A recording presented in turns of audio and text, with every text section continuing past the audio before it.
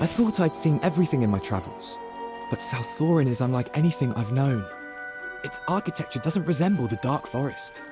It actually reminds me more of the Lightbearer Empire. We build with trees, shaping homes to nature's flow. Not like this grandeur. South Thorin was built with help from the dwarves. That may explain it. As for grandeur, perhaps it reflects a belief in order and structure. Order? That's an interesting way to put it. In the Dark Forest, nature is our order, not walls or roads. Yet seeing South Thorin now, compared to what you described before, I just wish I had more time to learn about your home. This trial leaves me no time to show South Thorin properly. But if the curse is lifted, I'll take you through every street, every corner of my city.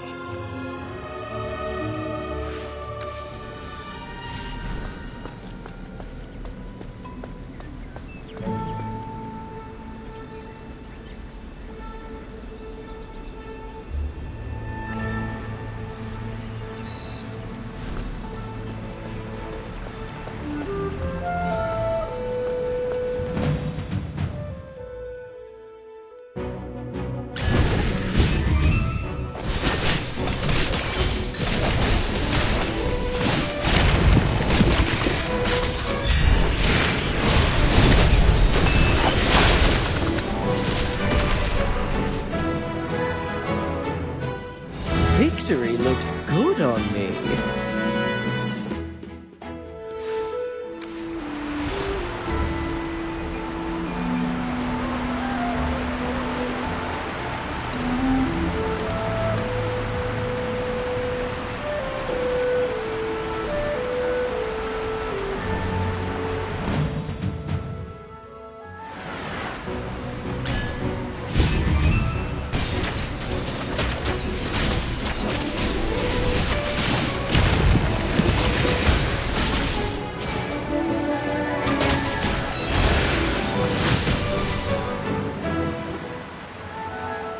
This is as far as you go. Thank you. I thought I was done for. Captain Interest, blessings upon you. Why are there Sind ones here? Where are the guards? I don't know. I thought this area was safe. Ravion wouldn't neglect his duties. Either the guards are stretched too thin, or the corruption has gotten worse than we feared. Go find Ravion and tell him clearly what happened, and that you saw me. Yes, right away. That creature we fought, was that a corrupted assail? Yes. First the scales appear, then the limbs twist, and then reason burns away. They become monsters. That? Compared to that, the pain from the Terran River is nothing. To me, the corruption is more than just a curse. I see it as divine retribution for our sins against the dragons, for our greed and theft. This is their punishment and Misati's. We assail drown beneath twin condemnations, which is why I must hurry.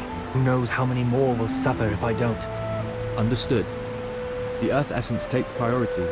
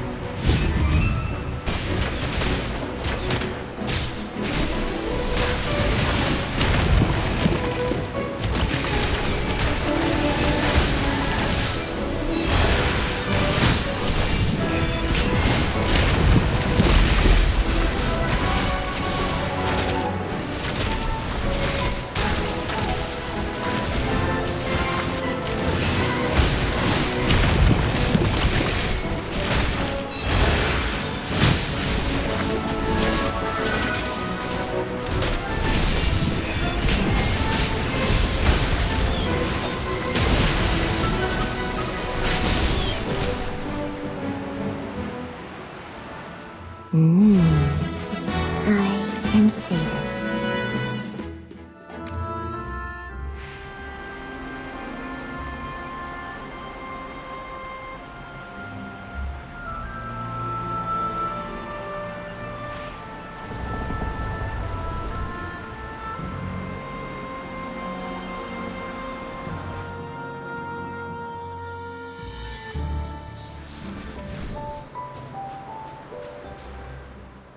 Judging by your faces, I assume you got the essence?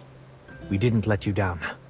With the familiar's aid, I've pinpointed the ley line nexus. Restoring the geo-ley line might shift things.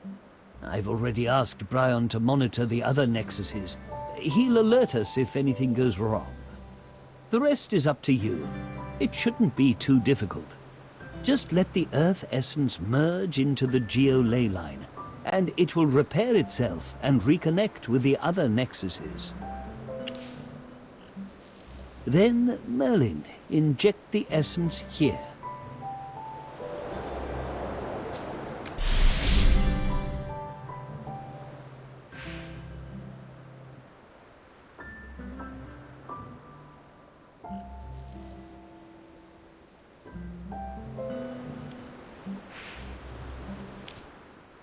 By all logic, Earth essence should be naturally drawn to ley line nexuses.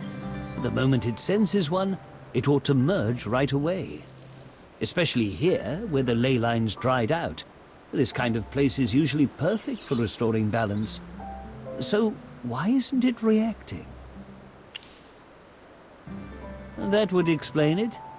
Coming from a different ley line, it can't immediately repair something it's never been part of. If that's the case, we'll need someone to act as the bridge, establishing a blood connection before the Earth essence flows into the ley line nexus. A bridge? Master Arden, do you mean Indris? Not only him, you as well, Aaron, and Merlin's magic will be key to the process. Aaron, you'll call upon the ley line here in Misati's name. Indris, as an assail, you will guide the Earth essence from Salthorin and help it resonate with this land. Merlin, you'll weave the Sylvan Tendril, combining the power of both the Dark Forest and Salthorin. Bind the two together. Indris, your homeland and your ancestors' land have remained apart for over a millennium. Let this division end here and now. Let the lands be one again. May Misati witness my vow.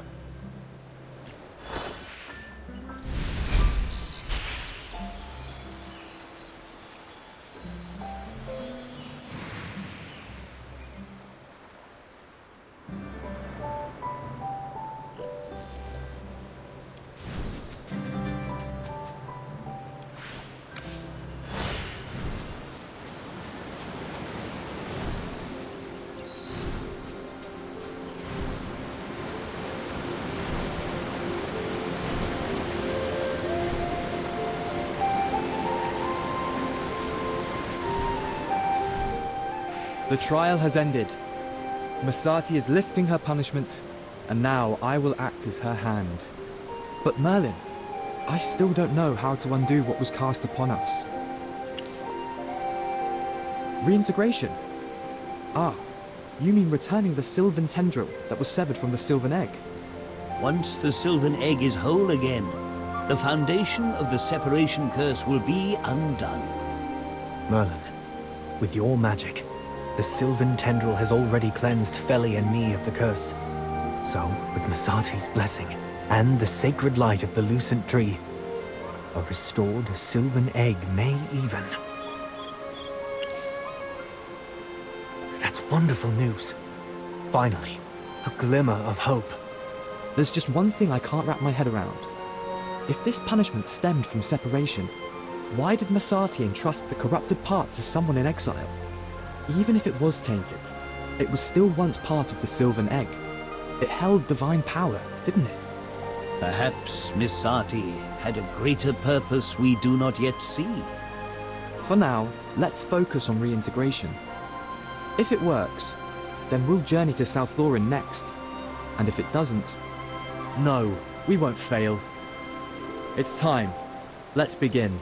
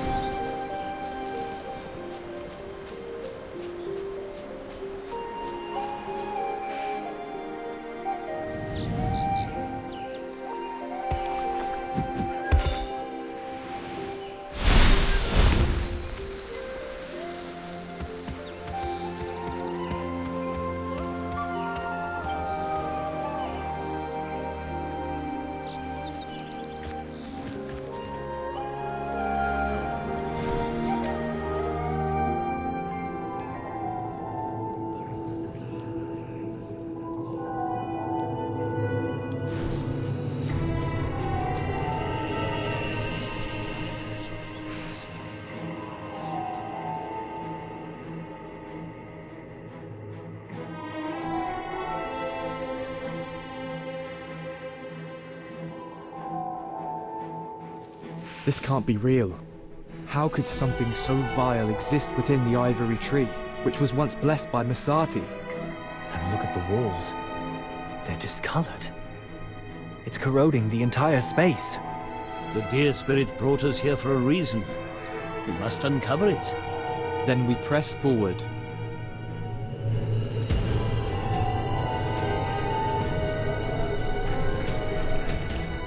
This presence, it reeks of a Hypogean. Magister, you mean this Hypogean is the same one that infested Eclipsion? That would explain it. A hidden space under the ivory tree. A Hypogean aura matching Salthorin's corruption. This Hypogean must be the very same one that once tainted the Sylvan Egg, or rather a part of it. Master, are you saying this is the corruption Masati purged from the Sylvan Egg all those years ago? Exactly. 2,000 years ago, a Hypogean clung to the Sylvan Egg. Masati tore away the corrupted part, but she didn't completely destroy it. A part of it split off and manifested as a hyperfiend. It followed the Sylvan tendril to Salthorin, and eventually rooted itself atop Eclipsion. There, it was contained by Helthor's power. But weren't all Hypogeans sealed away by Jura? How can it still... Perhaps it was cleverer than we thought. Hiding within the Sylvan Egg itself, it may have slipped through Jura's grasp. That would mean it still holds the power to provoke Masati's wrath, and shake the foundations of the Veduso Mountains themselves. I have to... Get back! It's hatching!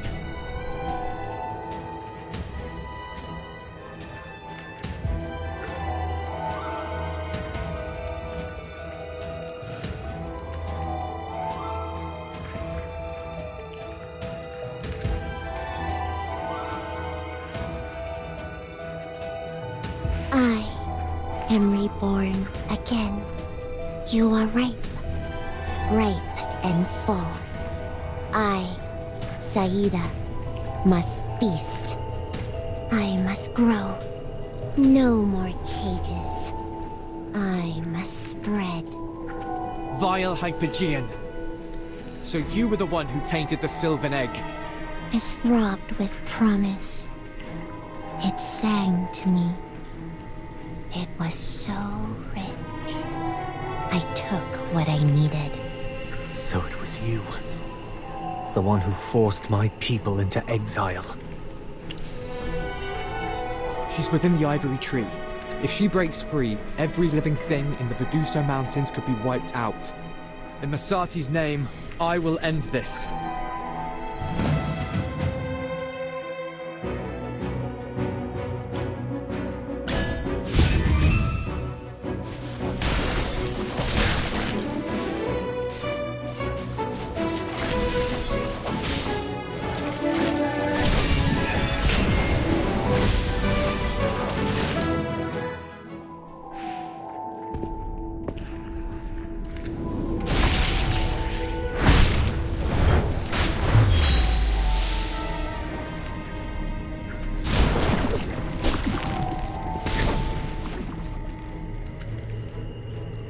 Her aura. Why did it suddenly spike? This is bad. We brought the Sylvan Egg into this space, and she's touched it again. And not just that. Look at those seeds on the ground. She's using them to regenerate. That's what makes her so dangerous. I cannot die. Not while there's a root to cling to. Sap to drink. Flesh to hollow out. I spread. I feed. I sink into roots. I twist into trees. I hollow the forest. And now, I breathe through everything. Shut your mouth, Hypogean.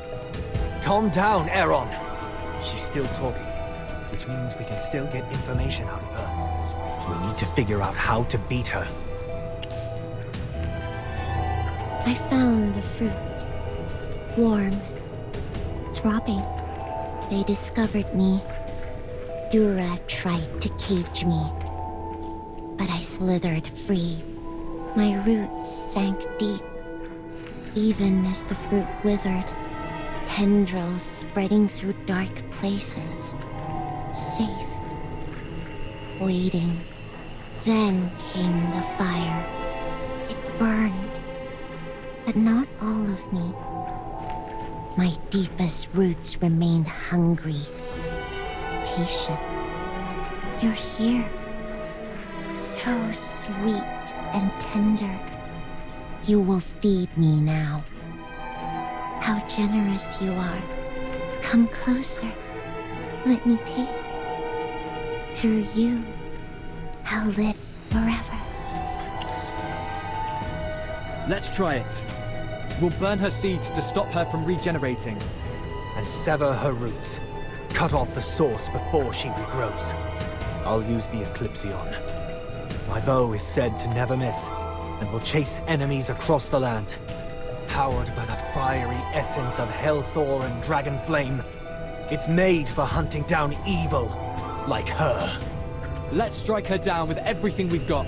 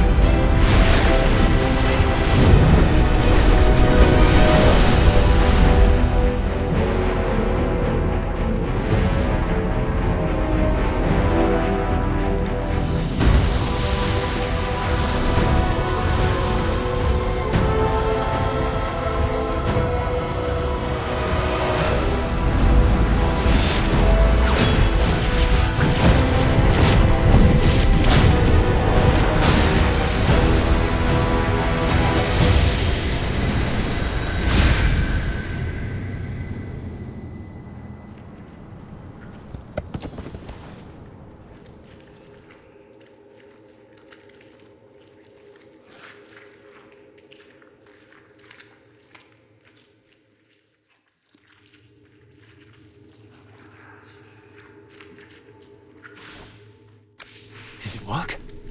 She's not regenerating. The ivory tree. The deer spirit. I can feel them. They're overjoyed. It's granted me memories from Masati herself. Back then, the Hypogean had already infected the Sylvan Egg. Purification was impossible. To cut away the corruption, she had to tear out a piece of her own divine power. So she created this hidden space, sealing Saida's core body here, and hoped the ivory tree's power could slowly purify it. The rest of the corrupted fragment. It traveled with the Sylvan tendril to Salthorin, alongside my ancestors. No wonder Masati was so furious. This Hypogean has been a threat for 2,000 years. Masati likely believed that dividing and sealing her in two halves would weaken her enough to keep her contained. But she underestimated the nature of a parasite. Never anticipated that even split, Saida could slowly regain strength in both places. Masati had no other choice. If the Hypogean fully merged with the Sylvan Egg, the whole of Vedusa would have been destroyed. Separation was the only way forward. But the price was immense. There was one thing Misati overlooked. A parasite can silently influence the host's will. Whispers here, seeds there, until the host doesn't even know they're compromised. Saida's influence and the cursed punishment slowly poisoned the minds of the assailed. Is that why Serelith became so obsessed? Saida was even able to hide a part of her within the Eclipsion. The Hypogean preyed on all their despair, turned their grief into a path for her own return, luring them into even darker paths. So, they weren't punished for defying the goddess, or joining the war, but because they unknowingly brought a Hypogean back to the Dark Forest, and gave her the perfect host. Misati's judgment was meant to protect all other life, but a 2,000-year curse. It's still a cruel fate.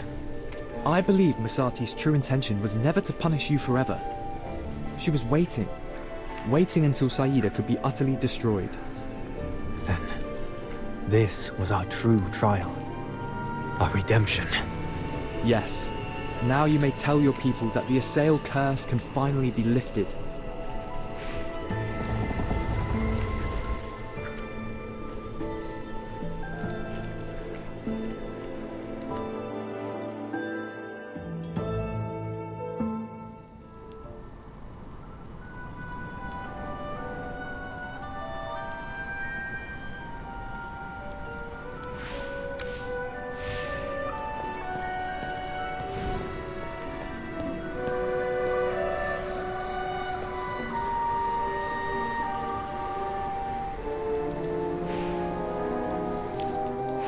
To put it simply, the divine dew has started overflowing for no reason.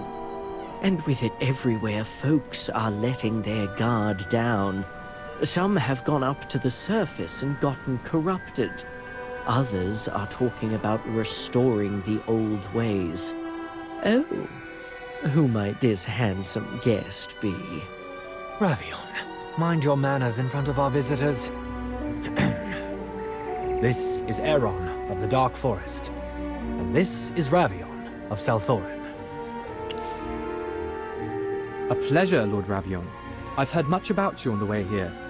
Then you've heard of my charm, my wisdom, and my so-called princely title. All things that no longer exist. And we mustn't forget my mother. Enough. To the matter at hand. Sounds like you've had quite the time together. Let's stay on task. Right. The curse is no longer the only issue here.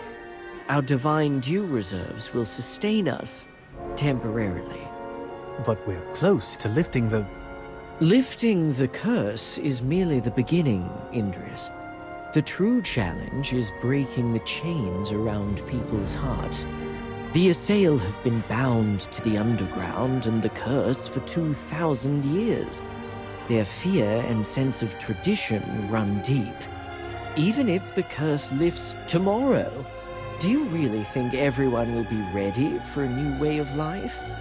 Sunlight burns when all you've ever known is shadow. Freedom feels like chaos to those used to chains. Lord Ravion is right. Curses of the flesh are easy enough. The ones of the soul take longer to heal. Then what's our next move? First, we deal with the overflowing divine dew. The dew is limited, but now Salthorin is seeing an abnormal surplus. And with all the talk of restoring the old ways, there's definitely someone scheming behind the scenes. I already have a suspect in mind. But before we act, we'll need proof. So, who's up for a little mystery solving? I knew you would, Magister. Always so dependable. With you on our side, our chances of success just went up. Let's get to the point. Where do we start? I've got some leads. We just need to investigate further. Shelby has some information, and some dark corners of Southorn are hiding intel too. Let the game commence.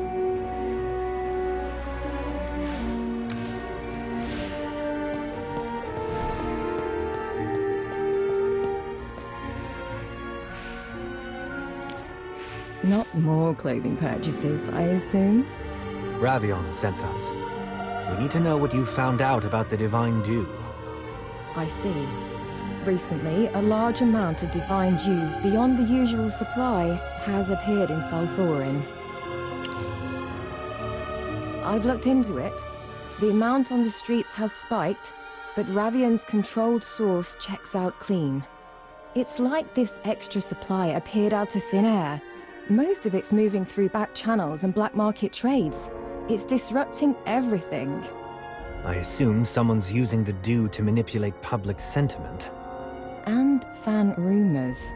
People are saying the divine dew is running out. Can you trace where these black market supplies started?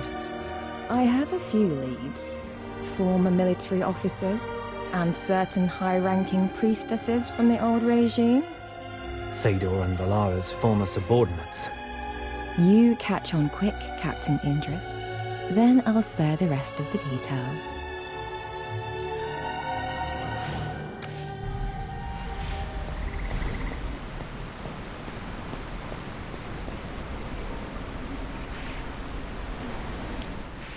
You dare defy me? Divine Dew is meant for the nobility first. Why? My child needs it too, to keep the corruption at bay. And things are different now. Your title doesn't give you more right to live than the rest of us. Fool!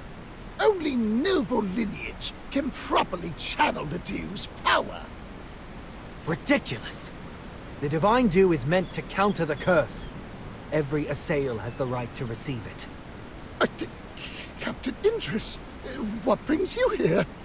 I'm looking into irregularities in the Divine Dew distribution. Care to explain what I just heard? I was merely teaching this commoner the proper etiquette. That's not true! He tried to take the dew I bought while shouting about bloodlines. I'll be going now.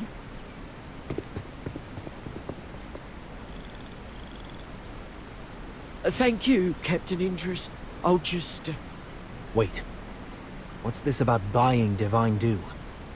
It should be distributed, not sold. I heard it's running out, that soon only the nobles will have access.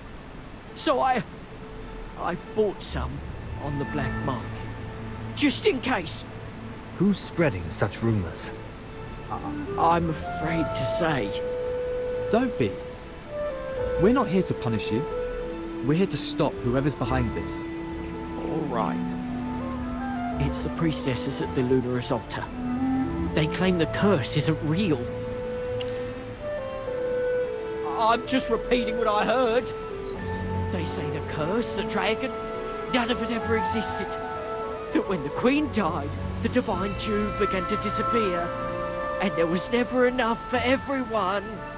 They also said that Lord Ravion claimed there was a new world waiting for us on the surface, just to cover up the truth. And the ones who believed him and went up never came back. They say he's sending us to our deaths. The logic has holes, but I admit it sounds plausible. So many people started doubting. I also... Listen, I've returned from the surface. The curse is real, but we've also found a way to break it. Soon, no assail will need to rely on Divine Dew anymore. Really? But Lady Delia said... She's the one I bought the Divine Dew from. Where does she operate? At the Lunaris altar. There's a secret gathering every 3 days at dusk. Understood. Thank you for your honesty. You've helped us a lot. Captain Indris, what's the truth, really? I just want to protect my family. I don't want to become corrupted. Just wait. The truth will reveal itself.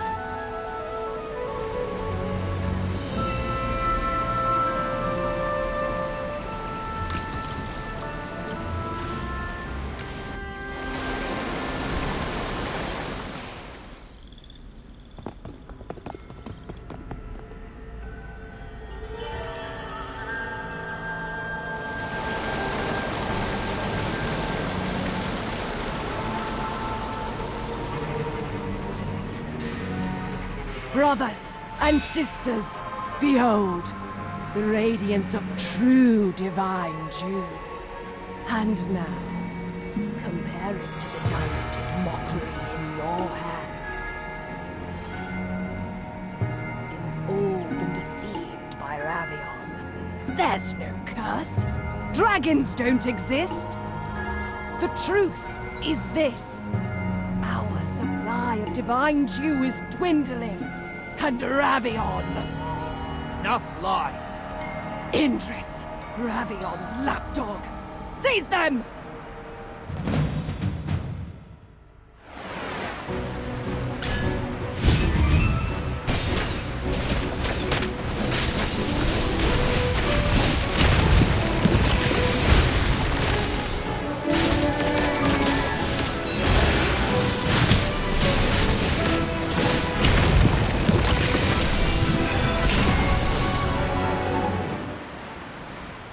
This is as far as you go.